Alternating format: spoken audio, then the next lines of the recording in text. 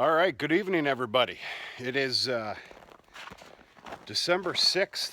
It's going on about 5:30. I got to tell you, it's a chilly 20 degrees. Feels a lot colder than that, but I checked temperatures, 20 degrees. Thought we'd do a nice little look-see at both cattle yards. We're obviously in the heifer lot right now. These young girls just got a fresh bale of hay about an hour and a half ago or so, hour ago. They're doing real good. The reds have completely settled in. They're part of the crew now. It's all good. They're still a little skittish when I come in here for grain. In fact, I'm surprised they're even right here right now. They're still very skittish of me, and they are the last ones to come to the grain. But they've settled in somewhat nice. They're doing pretty good.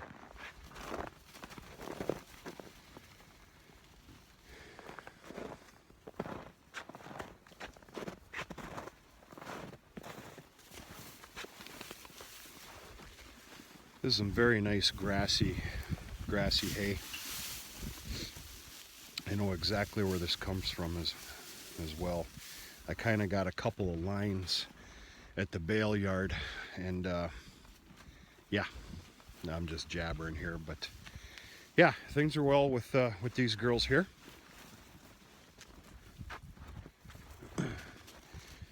That's still my favorite with that coloring right there. You call me childish, I really don't care, but it looks like it's got those white eyebrows.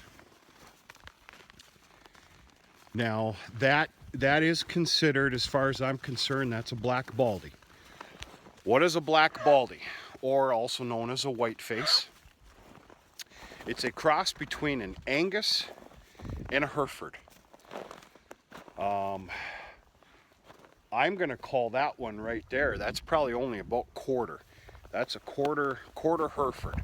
So what I'm trying to say is that one's mother is a black baldy, which is a half cross Angus Hereford.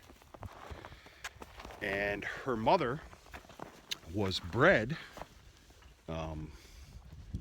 wherever the heifer went now, right there, 1035, with a full-on black Angus.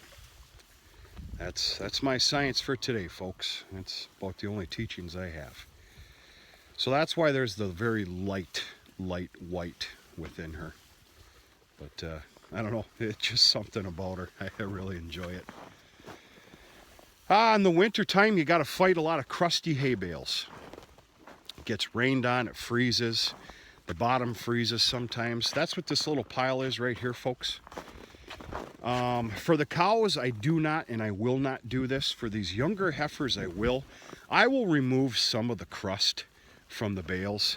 It just, do I probably need to? No, but I do it anyway. Give you kind of a look-see here.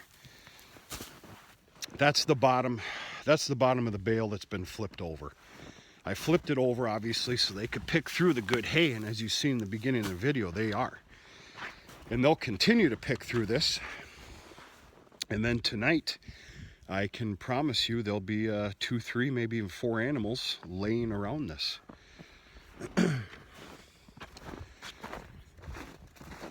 There's going to be some bedding added to this pen tomorrow. One of the things we do is we just simply sometimes just put a round bale in here, round bale of straw, or some what I'll call rotten hay. Hay that's been rained on more than 3 times or better. And they kind of do their own job of spreading it around, and they all conjugate around it, you know, for laying down. But that's not really sufficient. They need some better bedding here tomorrow morning.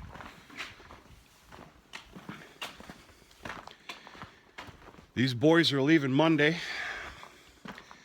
They're being shipped to the shipper, and they're going to a sale. I forget what day it is, but the sale is in Waukon, Iowa. And yeah, they're leaving this farm Monday. And like I said, I forget when that sale is, Thursday or Friday next week. But all's well in here. They're doing really good, really good. They're settling right down, and very happy with them.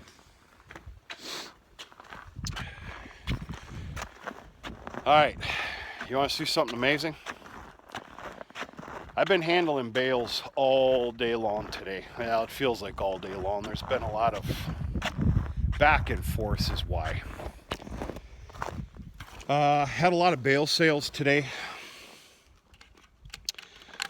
Sorghum and alfalfa, which is pretty nice because guess what? I don't get a dime of that. The fuel tank just went dry.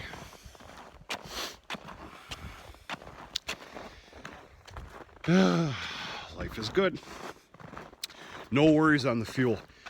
We have got an exceptional fuel distribution company here. I called them and even stated, folks, this is not an emergency.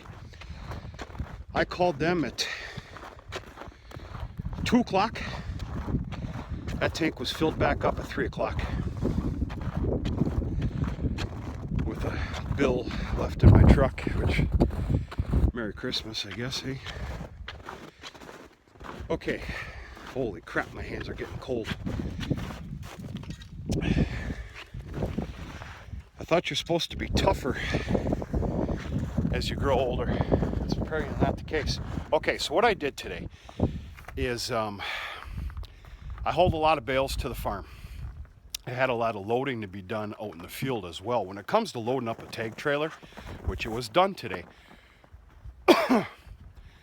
as long as the snow isn't too bad, I will have them come out to the field, which I really don't prefer to do, but I can't be doing all that jacking around with the bales. So anyway, one of the things I did do today is clean up. Remember last night's video with some of the dry bales? Those were brought back, the dry bales for the caps. And then I'm about to show you, and I should have done a video on this, I'm about to show you that first bad looking alfalfa baleage. Well, I fed it out. I fed this out an hour and a half ago. And these girls knew what it was, and I about got pushed over. You bunch of pigs. Come on, get out of here now. Hey, hey, hey. Oh, for crying out loud. Come on. Come on.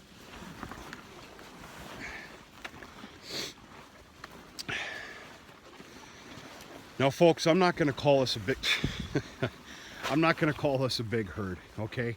But this herd will absolutely destroy, my God almighty, destroy a bale of alfalfa baleage. Unbelievable. This will be gone in another hour. Wow. And I kid you not, that was the first crappy bale. And as you can see, I'm gonna call it the waste ring is on the bottom. They won't touch it. In fact, they are eating some of it, which I really don't like to see, but no harm, no foul. I guess long story short is what I'm trying to say. Zero waste. Zero. Anybody watching this video or paying attention to making baleage, I'm not a teacher, I'm not here to tell you what to do. I did just prove that 2 bales is worth its weight in gold as an end cap. And yeah, good stuff. Wow, they destroyed that damn thing. Wow. Which, of course, when I bring them out a sorghum bale tomorrow morning, they are going to be absolutely angry. The reason I fed this out tonight was because they were in need of some feed. There's a little hiccup here in some feeding. I don't know how to say it, but they need to clean up what's been left over. There was a little too heavy of corn silage feeding the other day, and there's some leftovers that I refuse to give them any new stuff until tomorrow. So this was to keep them busy and to keep them a little bit fed until they go back a little later to where I'm feeding and clean up the dry hay and the sorghum baleage. And they will not get any new stuff until tomorrow morning. Folks, that's going to be gone in a half hour. That's ridiculous. Wow. And what I did is I just caused myself quite a bit of trouble giving them that bale. They're going to be torqued right off tomorrow morning. They're going to come to me because they're going to see that white wrap. But once they figure out it's sorghum, which is still good, it's not alfalfa baleage though. So, whatever. The reason I talk like that, I guess, is because I don't intend to give the cow herd much alfalfa baleage this year. Hardly. I can't see them getting more than 10 bales, and it's just going to be just because. Of course, me and my way of thinking, they're going to get a bale on Christmas Eve and Christmas morning because it's just whatever, it makes me feel good. But other than that, the cow herd does not need alfalfa baleage. They're good with the sorghum, the dry hay, and the corn silage. Corn silage is going to be cut off here in about a few weeks or better, and it's just going to be dry hay and sorghum. The heifer lot, though, is going to start getting regular alfalfa baleage here, I bet you probably by Saturday. So we'll see what happens. What's your deal?